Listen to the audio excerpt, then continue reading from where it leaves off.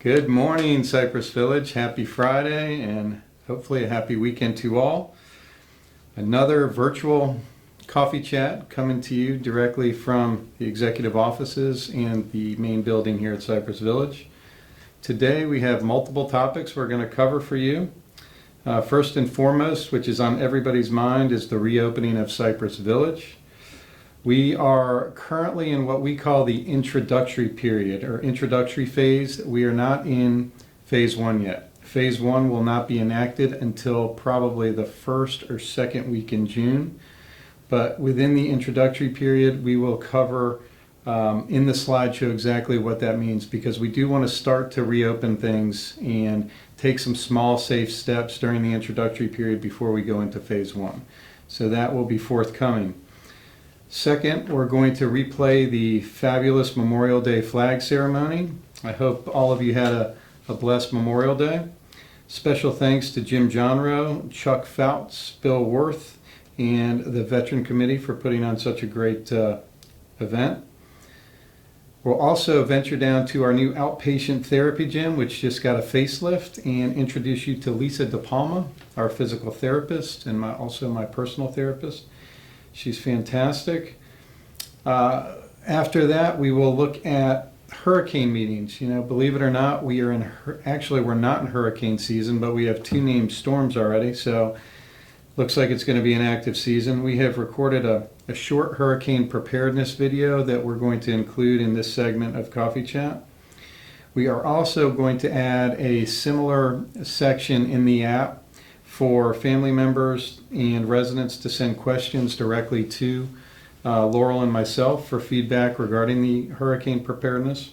I hope everybody enjoys, again, this segment. We've gotten great feedback, as I've mentioned, every week. Thanks to Laurel Mendel, who has done a tremendous job directing, producing, videoing, and choreographing all of the content. So enjoy. Good morning, all. This is Barbara Hooper. Last week, you all received a letter along with your community update telling you about a small fundraising drive the Residents Council was having to support Feeding Northeast Florida, sort of virtual food drive, so you didn't have to go out and buy groceries to donate. We had no particular goal, except that we thought those of us who were blessed to live here at Cypress Village might appreciate an opportunity to help some folks in our greater community who are having trouble feeding their families. So much to my surprise, the next day, the temporary C-140 box was so full with little brown envelopes that they couldn't put any more in there. After the first day, we had collected about $3,000, and one of our council members said, well, maybe we could reach $5,000. Well, yesterday, we said, maybe we need to aim for 10. So that's what I'm here to tell you. That as of this morning, aside from these envelopes which haven't been looked at yet, we had raised $7,500. It makes me proud to have you as my neighbors and friends. You have a few more days. Help us reach our goal. Please be generous and remember how blessed we are to be here and how much help we can be to somebody else. Have a good day.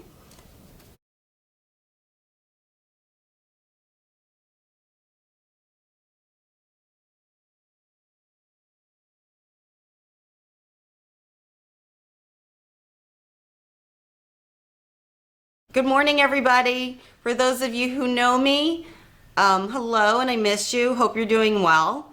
For those of you who don't know me, my name is Lisa DePalma. I'm a physical therapist here at Cypress Village, and I've been at this location since 2010. So, today I wanted to present some new and exciting things. One is our therapy gym has been renovated. So that's really exciting. It looks really good, nice and fresh. Also wanted to talk to you about services that we are now able to offer due to the coronavirus. People that are living in the towers can come to the office here at D 144. If you're in need of physical therapy, occupational therapy, or speech therapy. For all of you out in the homes that are not allowed to come in, we can come to you. So we are offering now to everyone who lives in the homes physical therapy, occupational therapy, and speech therapy. So we would kind of be a mobile unit coming to you. So if you found, which I'm seeing a lot of right now, due to COVID, people are not as active. I'm seeing a lot of disuse atrophy, and there have been an increased risk of falls. So if you fall into that category and need our help, we're here to help. If you're having any problems with aches and pains, dizziness, swelling, we have a certified lymphedema therapist. We have a certified vestibular therapist. So if you're having any problems with dizziness, we can also help with that.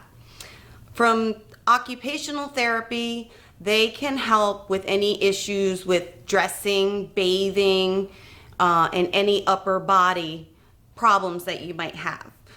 They also have great creative ideas for adaptive equipment.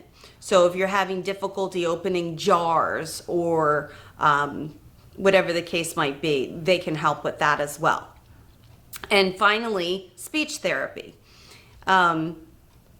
I hope all of you are talking okay, but speech therapy is not just about talking, it's really about cognitive therapy.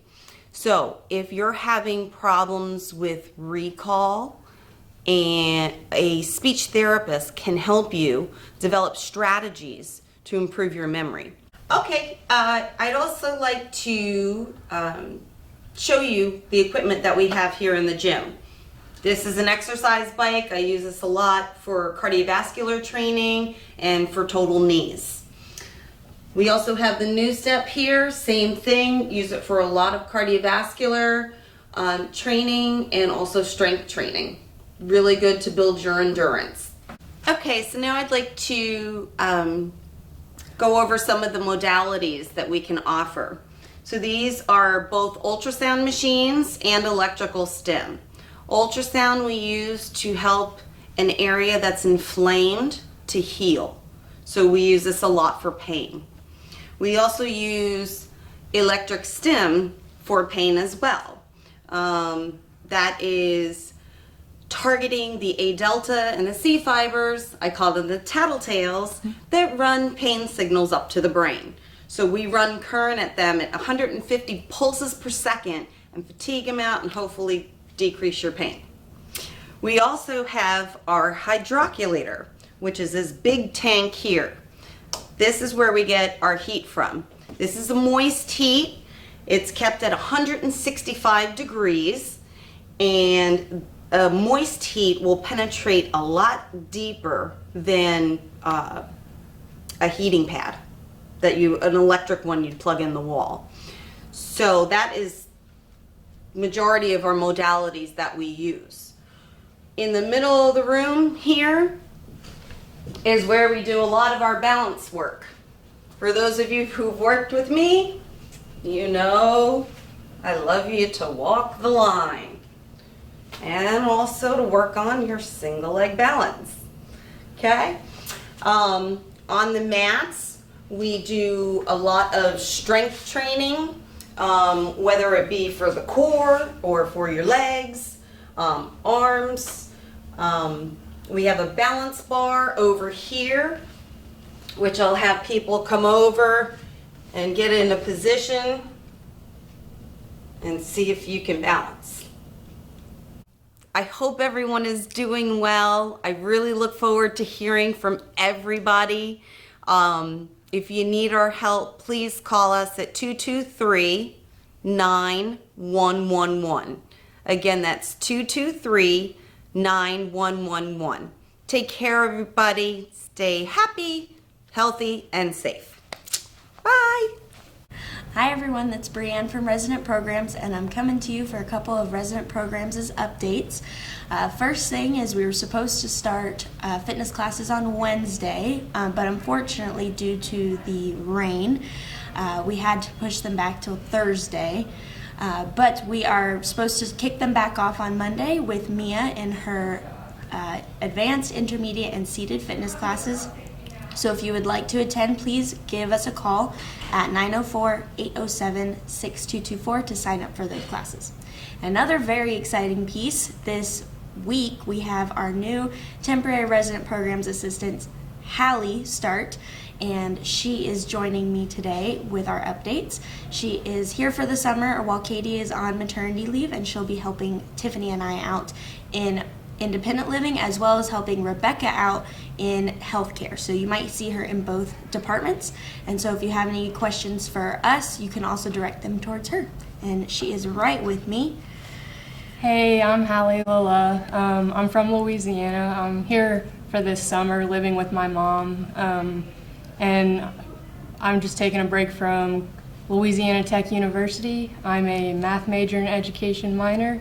And yeah.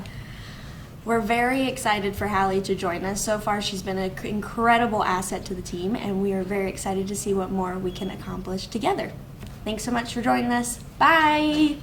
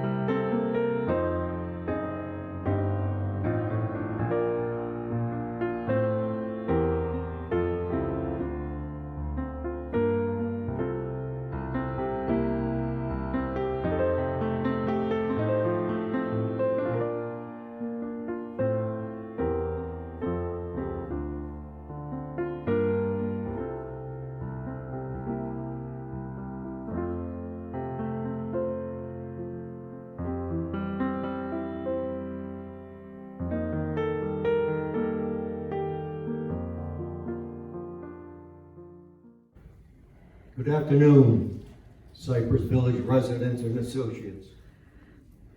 For the past 3 days, our flag and those across our nation has been at half-staff, honoring the victims of the novel coronavirus pandemic.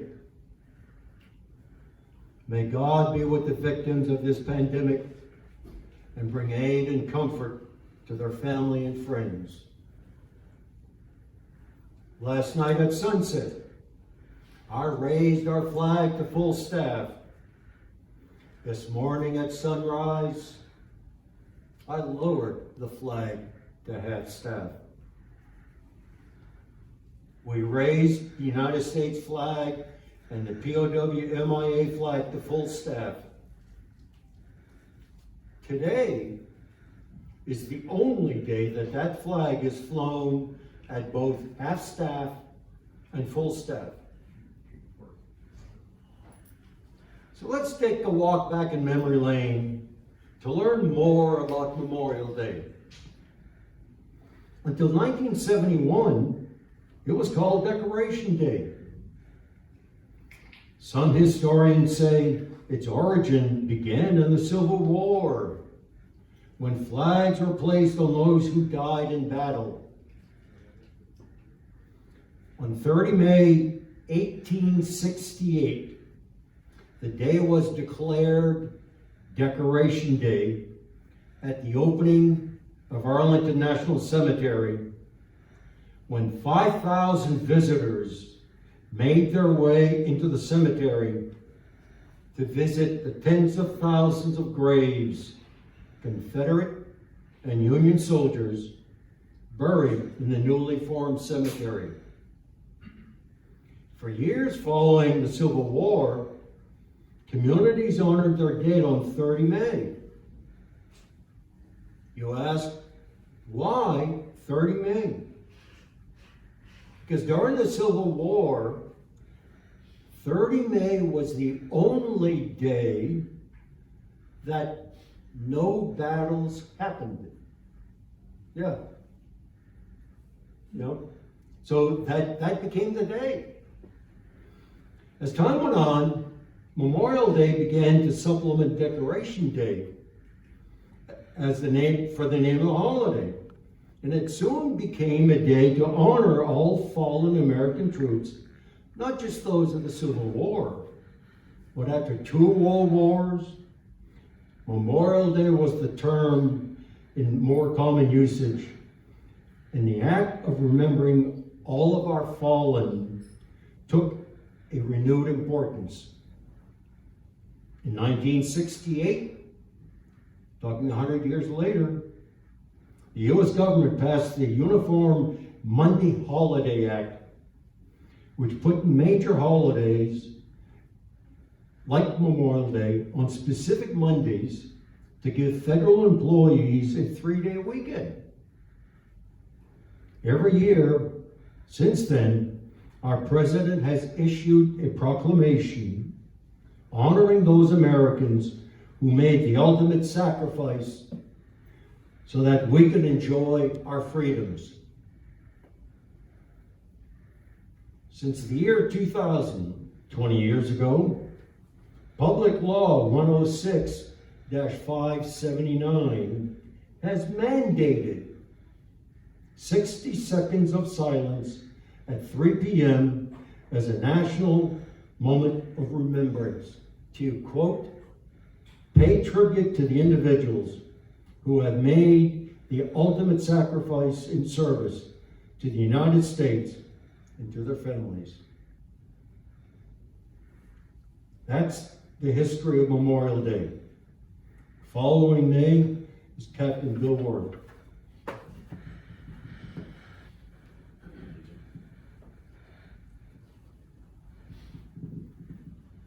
I've been given the privilege of reading the presidential proclamation for this particular Memorial Day.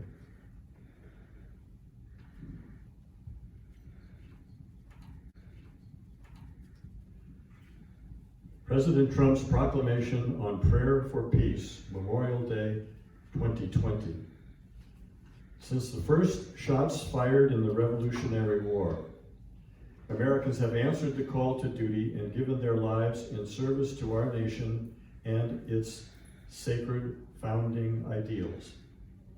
As we pay tribute to the lives and legacies of these patriots on Memorial Day, we also remember that they sacrificed to create a better, more peaceful future for our nation and the world. We recommit to realizing that vision, honoring the service of so many who have placed love of country above all else. As Americans, we will always defend our freedom and our liberty. When those principles are threatened, we will respond with uncompromising force and unparalleled vigor. Generation after generation, our country's finest have defended our republic with honor and distinction.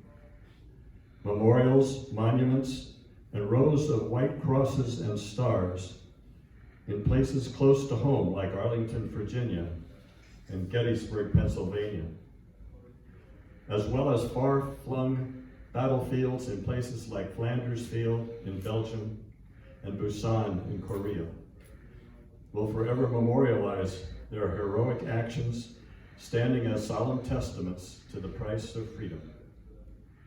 We will never take for granted the blood shed by these gallant men and women, as we are forever indebted to them and their families. This year marks the 75th anniversary of the Allied victories over Nazi Germany and Imperial Japan in World War II. As we commemorate these seminal events, we also remember the tremendous cost at which these victories came. More than 400,000 souls of the greatest generation perished during this titanic struggle to liberate the world from tyranny. In his address to the nation on Japan's surrender, President Truman's words remind us all of our enduring obligation to these patriots for their sacrifice. Quote, "It is our responsibility, ours the living, to see to it that this victory shall be a monument worthy of the deed of the dead who died to win it," end quote. As we pause to recall the lives lost from the ranks of our armed forces, we remain eternally grateful for the path they paved toward a world made freer from oppression. Our fallen warriors gave their last breath to our country and our freedom. Today, let us pause in quiet reverence to reflect on the incredible dedication of these valiant men and women and their families, invoking divine providence as we continue pursuing our noble goal of lasting peace for the world. In honor and recognition of all of our fallen heroes, the Congress, by a joint resolution approved May 11, 1950, as amended, has requested the President issue a proclamation calling on the people of the United States to observe each Memorial Day as a day of prayer for permanent peace, and designating a period of that day when the people of the United States might unite in prayer. The Congress, by Law 106-579, has also designated 3 p.m. local time on that day as a time for all Americans to observe in their own way the national moment of remembrance. Now therefore I, Donald J. Trump, President of the United States of America, do hereby proclaim Memorial Day, May 25th, 2020, as a day of prayer for permanent peace. And I designate the hour, beginning in each locality at 11 a.m. of that day, as a time when people might unite in prayer. I further ask all Americans to observe the national moment of remembrance beginning at 3 p.m. local time on Memorial Day. I also request the governors of the United States and its territories and the appropriate officials of all units of government to direct that on Memorial Day, the flag be flown at half-staff until noon on all buildings, grounds, and naval vessels throughout the United States and in all areas under its jurisdiction and control. I also request the people of the United States to display the flag at half-staff from their homes for the customary forenoon period. In witness whereof, I have hereunto set my hand this 21st day of May in the year of our Lord, 2020, and of the independence of the United States of America, the 244th. Donald J. Trump. Thank you.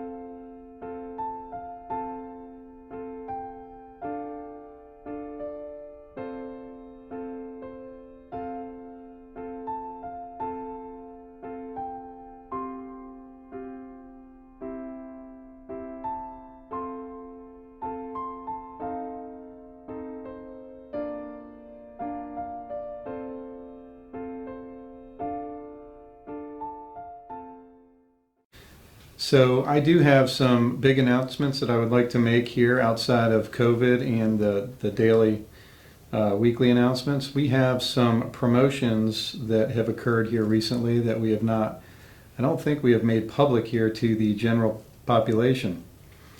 These also include some reorganizational announcements.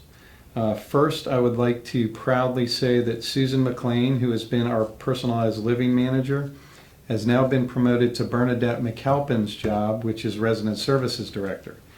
She will be replacing Bernadette effective June 1, so congratulations to Susan. Personalized Living is actually going to be transitioning to the new LCS entity effective June 1 as well. The new entity's name will be IHS, or Innovative Home Services, of which Susan will still be, very actively involved in the oversight and operations of that business line here at Cypress Village. Sarah Ninya, who you all know, has been promoted to Associate Executive Director. I think we made that announcement in the newsletter, but if you see Sarah or want to send her an email or a call, please do. And last but not least, Laurel Mundell has been promoted to Communications Manager. Laurel has done an absolutely amazing job communicating to our residents here as well as our families and our associates. And that is actually what she's got her master's degree in, so we thought that was going to be a great title for her and a nice stepping stone for her in her career path here at Cypress Village. I'd like to congratulate all three of these individuals here, and again, all well deserved. So congratulations to Susan, Sarah, and Laurel.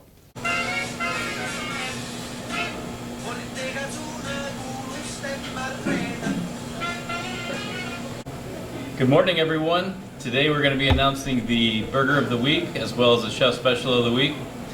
With me we have Jason Smith, Executive Chef, Sous Chef Brian Berger.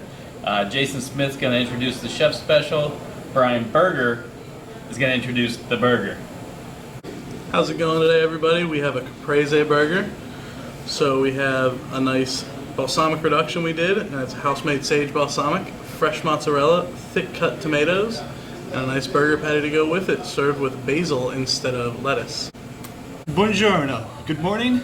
Our special of the week is sea scallops, seared off, with basil pesto, with also grape tomatoes that are grilled and seasoned with Parmesan cheese. So bon appetit.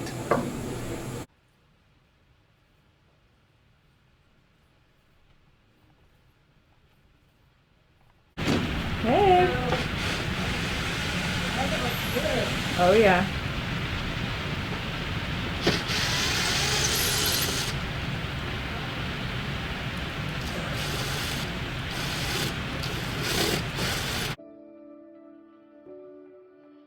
We just wanted to make sure that we covered some of the important aspects of hurricane preparedness. Typically we do multiple meetings here in Egret Hall for our residents to make sure that everybody has a good understanding of what the expectations are and what to do to prepare. This year, obviously, we cannot do that, so what we're doing here is it. So I hope it suffices, but I'm sure it'll be enough information for you to take the necessary steps to be safe. For independent living residents in the houses, our expectation is that you do evacuate in case there is a threat. We talk about hurricane watches and we talk about hurricane warnings. If we do go under a hurricane watch, which is a significant, storm system that's coming at us, that is typically the time that you want to evacuate. If you wait until a hurricane warning, it's typically too late. Not that you can't get out of harm's way, but the traffic gets very, very thick and you get stuck, and it really becomes more of a nuisance and puts you in harm's way in different ways. So the expectation is that you're going to manage your evacuation, and if you decide to shelter in place, which we are not recommending or condoning, that you are basically taking care of yourself. We're committing to that. The good news is here at Cypress Village that we are at a very high elevation. We're at roughly 21 feet here where the building is. the flood risks primarily within the community lie at the end of the boathouse where the lake would spill over into the road and into those potential homes there that surround the lake. We want to make sure that everybody does take the necessary steps, have the food that you need, the water, your medications, oxygen, any special needs that you have, to make sure that you take those steps early in the game, and hopefully you've taken a lot of those steps already.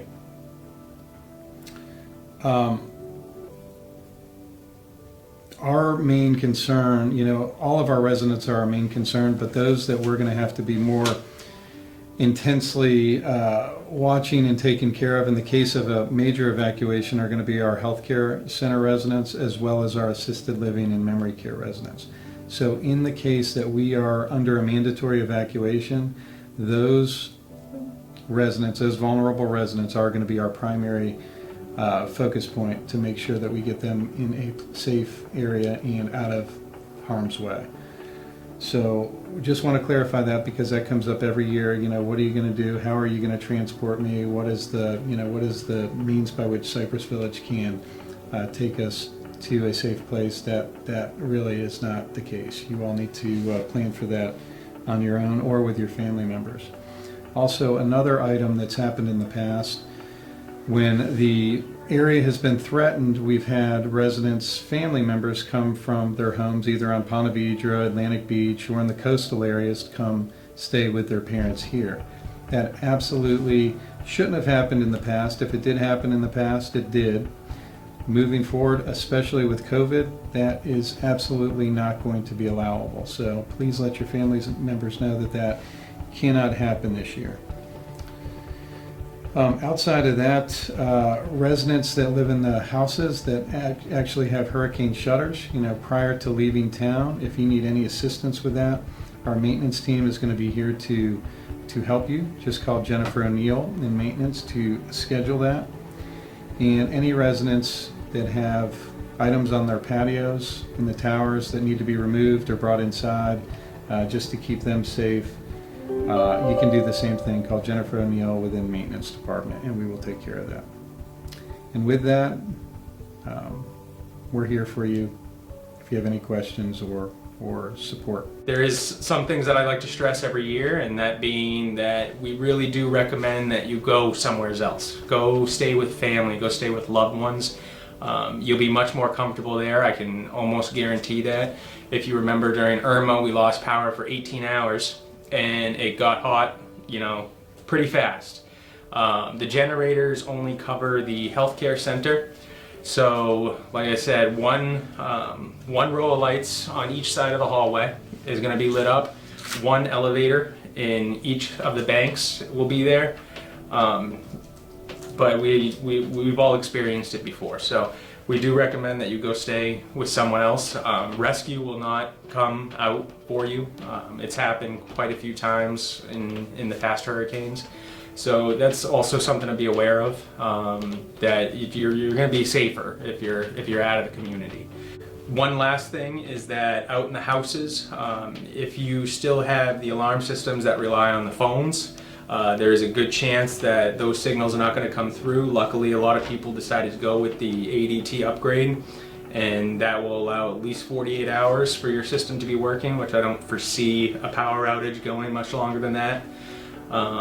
So just let's think about that also. If you pull a pull chain, if you do your pendant, there's a pretty good chance there's going to be no response. So, like I said, be safe and welcome to Florida. Hi everybody, this is Susan. I'm here to tell you about our hurricane preparedness. Hope everybody is doing well, that you're maintaining your social distancing and wearing your mask and washing your hands.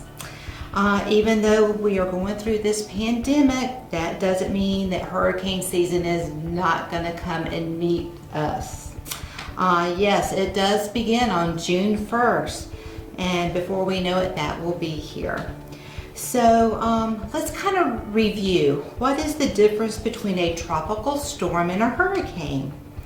Your tropical storm has sustained winds of 39 to 73 miles per hour. A hurricane has sustained winds of 74 miles per hour or more. A watch versus a warning? Well, a watch means conditions are favorable for worsening weather within 48 hours, and that's the key right there, is the 48 hours. That is your best time to leave. Warning, that's bad weather is coming, leave within the next 36 hours. During these times, thunderstorms can brew with lightning and thunder, which can produce tornadoes or water spouts. Go to an interior room, such as your bathroom, and away from windows, or even a stairwell is safe. So when we are issued a hurricane watch, this is when you enact your hurricane emergency plan. You want to seek shelter away from possible areas of impact during the watch phase, typically 48 hours before expected landfall. This is the time to evacuate, and you can avoid all of the heavy traffic, and you'll be able to find lodging and avoid overcrowding. So prepare your emergency plan with family or friends, and let us know if you will be traveling out of the area on your own or with family and friends. You will be physically and emotionally more comfortable if you leave the area. Consider carpooling with neighbors, or offer a ride to someone who doesn't know how to drive. Know your evacuation routes and a list of hotels along those routes, as well as the local shelters. If you are flying, know the airline schedule too, and keep track of when that last flight out will be, because once those winds start picking up, they will ground all of the airlines. Cypress Village only has staff to evacuate our residents from assisted living, memory care, and the skilled nursing facility. So make your own plans now. And due to limited supplies and staffing, we are unable to accommodate any visitors and family members during a weather emergency. We appreciate your understanding with that. All independent living residents are expected to create their own emergency evacuation plan. If you need help, please indicate on your hurricane preparedness form, and we will reach out to you and help you fill out the form. Residents of villas are expected to prepare their own emergency food and supplies and put their plan into effect during a hurricane watch. During a hurricane warning stage, all food delivery to the villas and equity homes will be suspended. We will provide emergency rations in takeout form to residents in villas who have contractual meals. However, weather conditions may prevent access to the towers. During an emergency, the loon's nest and the sandpiper will be closed, and no alcohol will be served in these areas. We will go to the emergency menu for residents with contract meals. So for your comfort, please stock your own food reserves with your preferences. Equity homeowners are encouraged to prepare their own emergency plan and to evacuate when informed. If you choose to shelter in your own home, please prepare your own emergency food supplies. Dining will not be accessible to equity homeowners, and non-contractual meal cards will not be honored during severe weather threat. Many things may not be available during severe weather, and keep this in mind.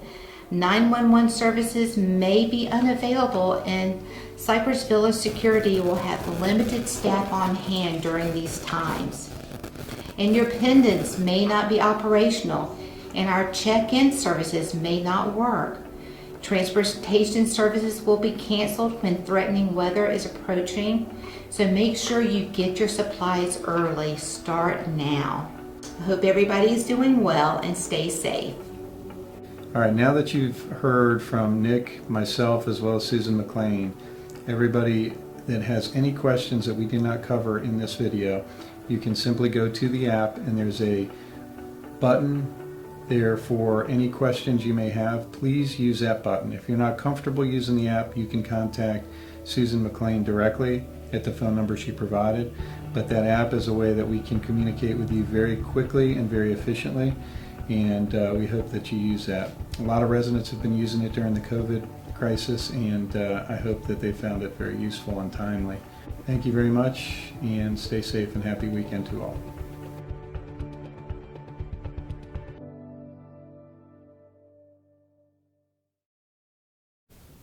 All right, on to COVID details here for Cypress Village, the regional area, as well as the state level. Very proud to say again this week that Cypress Village has no confirmed cases or pending cases to report as of this time. Statewide, we have 53,285 cases. Here in Duval County, we've got 1,466 cases, resulting in 255 hospitalizations and 46 deaths. For the entire state, as of the 27th, which is the most recent date that this is reported, there was only 4 deaths statewide, which was the lowest number of deaths within the state since they've been tracking this information, so that's great news. Curve is definitely sloping down on the number of deaths. Although the cases are rising, that's to be anticipated based on the number of tests that are being completed. So all of those metrics look good as we move towards trying to reopen our state and our community. So that's very positive. We're also going to play the reopening slideshow so everybody can see the PowerPoint presentation we created for you to give you some of the details you're looking for as to what's included in Phase 1, Phase 2, and Phase 3. Although we can't pinpoint exact dates, Phase 1 we expect to start or enact somewhere around the first week of June. That is very dependent upon statistics and metrics within the state, the local area, and primarily here at Cypress Village. As long as we can remain COVID-free, I think we're going to be able to stay on that timeline.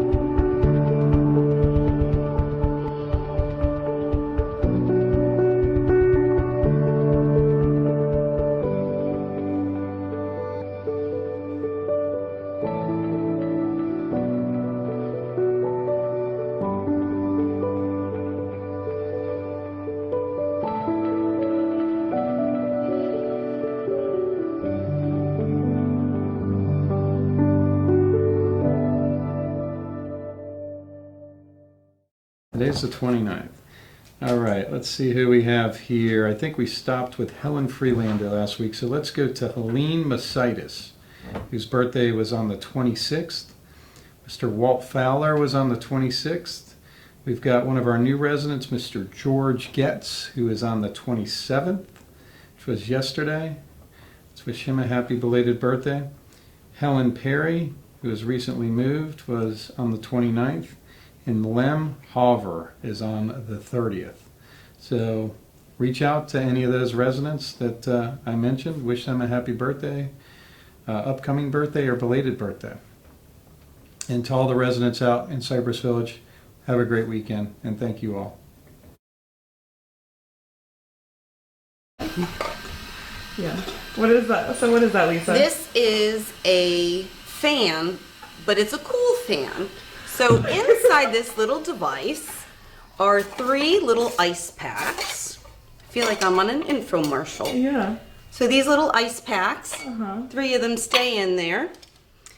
It's battery operated, and it will shoot cold air at me whenever I get hot, especially with the use of the masks.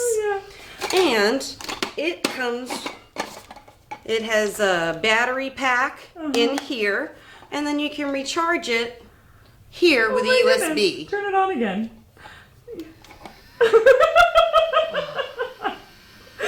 That's fabulous. And I thought it was just a water bottle. I heard all those nicknames as a kid already. I can only imagine. My dad was Big Bacon Classic, my mom was Veggie Burger, I was Junior Burger, and my brother was Burger.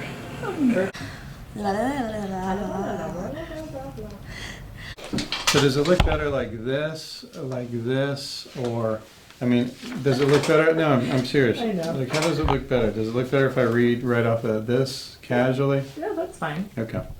It's totally fine. It's a pretty office. Pretty face. And that too. I'm kidding. All right, so here we are again, ladies and gentlemen. The fantastic time of hurricane season is fastly approaching.